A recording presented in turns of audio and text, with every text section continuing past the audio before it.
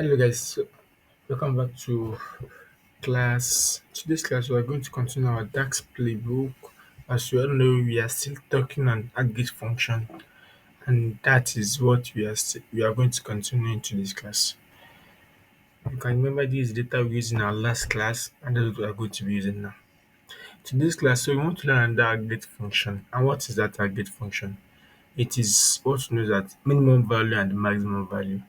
So you might want to get the lowest salary here and the maximum salary, okay, the lowest earner and highest earner. So how do you do that? So don't forget that I've said whenever we want to do anything that related to aggregate function, we use what measures. So without wasting much of our time, let's just come in like this. We'll come to new measure.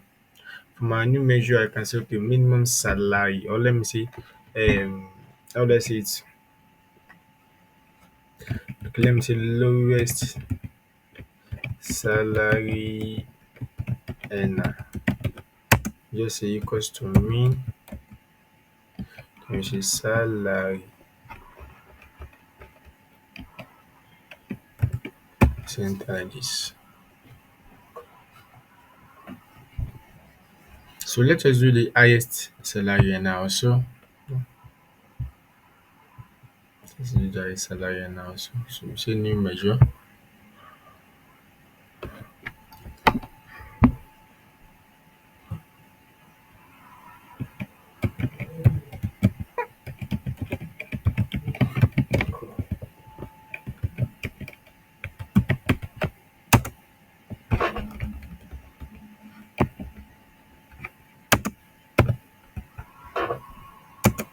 So we have the max like this. We have the salary like this. Click enter.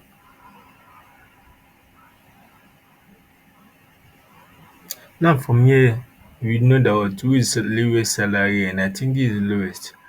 $1,693.68. And who is the highest? Let's just check by ourselves. 79. Do you have anything higher than 79? 79, 79, 79, 79, 79, 79. Okay. Now let's come to our report view. Okay. Let's insert our lowest salary in.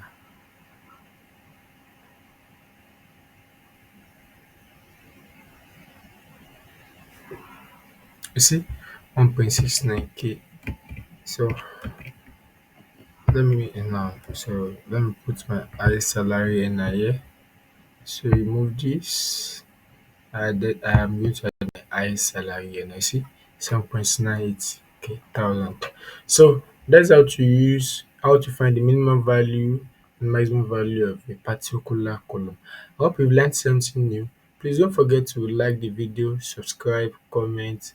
Please share the videos for others to also learn. Thanks for watching. We'll meet in our class next time. So thanks for watching guys. Bye. Do have a nice day.